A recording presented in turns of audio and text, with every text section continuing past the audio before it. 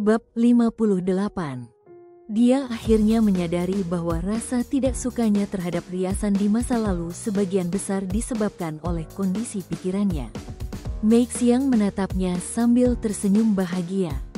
Yuan Yue berjalan mendekat dan menyeringai ke cermin. Cantik sekali. Chu Qiao agak malu, bahkan telinganya pun tampak sedikit memerah. Dia berkata, "Sejak kapan aku secantik itu? Hentikan omong kosongmu." Yuan Yue terus menyeringai lebar dan membalas, "Aku berbicara tentang diriku sendiri. Kau hanya terlalu banyak berpikir." Chu Qiao berpura-pura marah sambil mengulurkan tangannya untuk menangkapnya. Yuan Yue segera menghindar sambil menggoda Mei Xiang, "Lihatlah nyonyamu, jika aku tidak memujinya, dia akan sangat marah." Mei Xiang tersenyum lebar saat dia melihat tanpa menyela. Sinar matahari terasa hangat, dan sudah terdengar suara petasan di kejauhan. Ini adalah pertama kalinya dalam waktu yang lama Chu Qiao melihat tahun baru yang begitu mengharukan. Dia bahkan memasak sendiri, mengajari para pelayan cara membuat pangsit. Dia bahkan ingin menyeret Yuan Yue untuk melakukannya bersamanya, tetapi karena keyakinannya yang kuat pada sistem patriarki, dia menolak. Saat orang banyak makan malam tahun baru bersama, ada banyak sekali lentera sebagai dekorasi. Kebetulan, Yuan Yue memakan satu pangsit unik yang diisi dengan kurma Cina, dan saat para pelayan berkerumun untuk mengatakan bahwa peruntungannya untuk tahun mendatang akan hebat, dia dalam suasana hati yang baik saat dia membagikan semua jenis hadiah kepada para pelayan. Seluruh kediaman dipenuhi dengan pujian dan rasa terima kasih. Kediaman Yuan ditutup rapat, dan semua pengunjung ditolak masuk kecuali anak buah Yuan Che yang datang pada tengah malam dengan 2 pot anggur premium. Chu Qiao dan Yuan Yue meminumnya bersama. Chu Qiao tampak mabuk, bersandar di pelukan Yuan Yue. Para pelayan mulai menyalakan petasan. Suara gemeretaknya terdengar, karena sekelilingnya dipenuhi aura keberuntungan. Chu Qiao merasa seolah-olah dia baru saja melihat senyum Xiao Che yang seperti rubah di langit. Namun ketika dia mengulurkan tangannya untuk meraihnya, dia hanya menyentuh udara. Dia memang mabuk, tetapi pikirannya tampak begitu jernih. Pada saat itu, dia tiba-tiba teringat semua kenangan masa lalunya. Dia teringat Xiao Xi, Mao Er, Ming Rui, Xiao Yang, rekan-rekannya di Departemen Intelijen Militer, dan kakeknya yang sudah tua. Dia tiba-tiba teringat rasa sakit dan kerja kerasnya selama bertahun-tahun. Dia ingat dengan jelas bagaimana dia berjalan di antara batas hidup dan mati saat Tuan Wu, Nyonya Yu, Huan Huan, dan begitu banyak wajah orang lain muncul di benaknya. Dia juga memikirkan Xiao Che dan Yan Sun. Kebahagiaan datang begitu tiba-tiba, ia masih merasa semuanya hanya mimpi. Dia mendorong kepalanya ke dada Yuan Yue, dengan aroma Yuan Yue memenuhi hidungnya. Matanya sedikit basah saat dia mengangkat kepalanya dan menatap wajah tampannya, dan dengan matanya yang jernih, dia berkata, "Yuan Yue, aku mencintaimu." Yuan Yue terkejut saat melihat ke bawah ke arahnya. Mereka dikelilingi oleh para pelayan, dan suaranya begitu keras dan dapat terdengar bahkan di antara suara petasan. Orang-orang di sekitarnya semua menatapnya dengan kaget, namun dia tidak memperdulikan tatapan mereka dan hanya mengatakannya dengan keras lagi, "Yuan Yue, aku telah jatuh cinta padamu." Bau dupa tercium, orang-orang tertawa pelan, suara Jingjing dan Pingan yang sedang bercanda terdengar dari kejauhan. Wajah Chu Qiao merah padam saat matanya menatap lurus ke arahnya. Seolah-olah dia telah memutar balik waktu dan kembali ke dirinya yang berusia 17 atau 18 tahun. Dia tersenyum padanya, kebahagiaan terpancar di wajahnya. Dengan suara mendesing, angin bertiup melewati telinganya saat dia tiba-tiba digendong oleh seseorang. Kemudian, di hadapan semua orang, Yuan Yue meletakkan makanan yang baru saja mulai dimakannya, sebelum kembali ke kamar tidur. Spray baru dan segar, semuanya merah, dengan lapisan sutra dan sulaman semua jenis karakter mistis, memancarkan rasa hangat dan manis. Matanya hitam pekat dengan semburat nafsu yang membara. Dengan satu gerakan cepat, dia menarik kerah bajunya saat dia menatapnya. Dengan suara agak serak, dia berkata, "Dasar bocah kecil, aku tidak akan pernah memberimu alkohol lagi." Mengatakan itu, dia mencium keningnya dengan sekuat tenaga. Napasnya terengah-engah dan hangat, seperti nyala api yang menyala. Dimanapun dia menyentuhnya, rasanya terbakar dengan sensasi kesemutan. Dia tersenyum saat dia memeluk pinggangnya sebagai balasan. Dengan tirai yang menutupi mereka masih bisa mendengar suara orang-orang berceloteh di luar dengan tawa yang bergelombang. Dalam hidup, ada begitu banyak perubahan, dan seseorang tidak akan pernah bisa tahu kapan badai akan datang, dan apakah gelombang yang datang akan menjungkir-balikan segalanya atau tidak. Semua emosi yang ditekan dengan menyakitkan dan kata-kata yang tersembunyi itu akhirnya tetap menemukan tempat untuk keluar. Tidak ada yang pasti, dan satu-satunya hal yang dapat dilakukan seseorang adalah menghargai apapun yang dimilikinya saat ini. Ditutupi oleh lapisan sutra dan gorden, dia berbaring di antara lapisan kain spray di tubuhnya. Keringat membasahi tubuhnya saat dia dipenuhi rasa lelah yang terpuaskan. Dia bersandar di tubuhnya dan melihat keluar jendela. Melalui lapisan jendela kertas, dia hampir bisa melihat kembang api di langit yang jauh, menerangi daratan. Tidak peduli apapun yang terjadi di masa depan, dia tidak akan takut lagi. Setelah pesta tahun baru, kelemahan Kekaisaran Wei tampak jelas.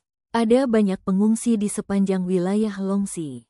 Berjalan di jalan-jalan utama, orang bisa melihat orang menjual anak-anak mereka sebagai budak untuk memberi makan diri mereka sendiri.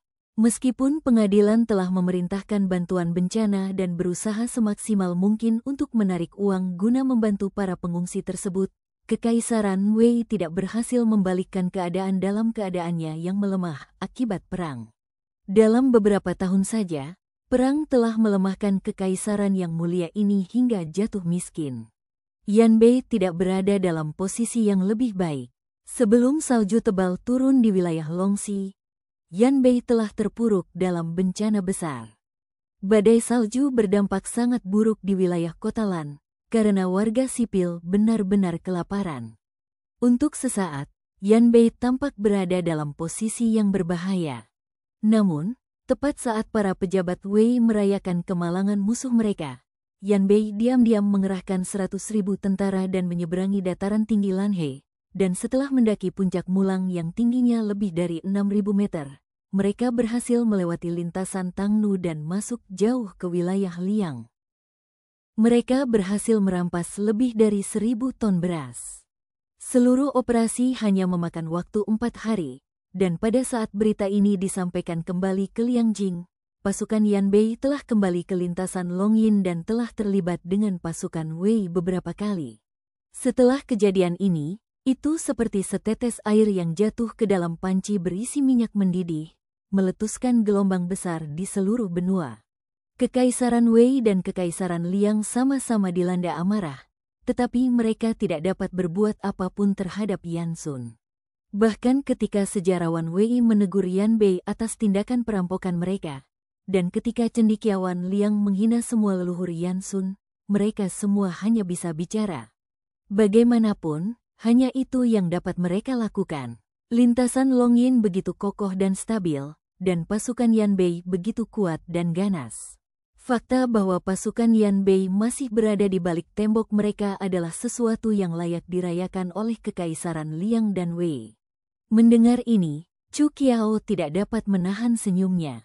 Siapa yang dapat menandingi selera risiko Yansun? Yuan Yue masih tampak tidak peduli sama sekali, karena dia sama sekali mengabaikan perintah pengadilan agar mereka memulai serangan lagi.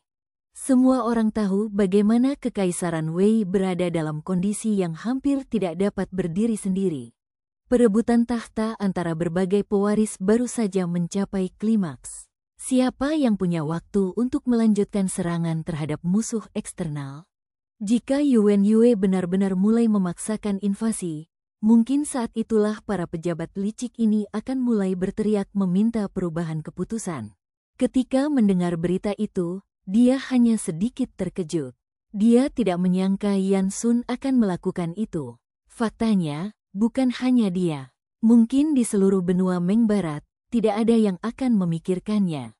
Bagaimanapun, dia telah mempertaruhkan seluruh Yanbei untuk memancing pasukan Wei ke Yanbei saat menyerang Kekaisaran Wei. Segera setelah itu, untuk menyingkirkan para pembangkang, dia telah sepenuhnya memusnahkan Serikat Datong yang telah membantunya berkuasa. Bahkan gurunya sendiri terbunuh. Mengenai orang seperti itu, mungkin tidak ada yang akan berpikir bahwa dia akan mengambil risiko seperti itu demi warga sipil Yanbei. Bahkan Chu Qiao tidak memikirkan detailnya. Untungnya, jenderal yang mengawasi terusan Tang Nu adalah anak tiri Raja Jingan. Meskipun setelah Raja Jingan dihancurkan, ia membelot ke Kekaisaran Liang dengan cepat. Ia memegang komando atas pasukan dan menjaga terusan Tang Nu, adat istiadat terpenting di wilayah Liang. Bahkan saat itu, sulit bagi istana untuk memiliki kepercayaan penuh padanya. Dengan demikian, itu bukanlah kerugian besar bagi Kekaisaran Liang.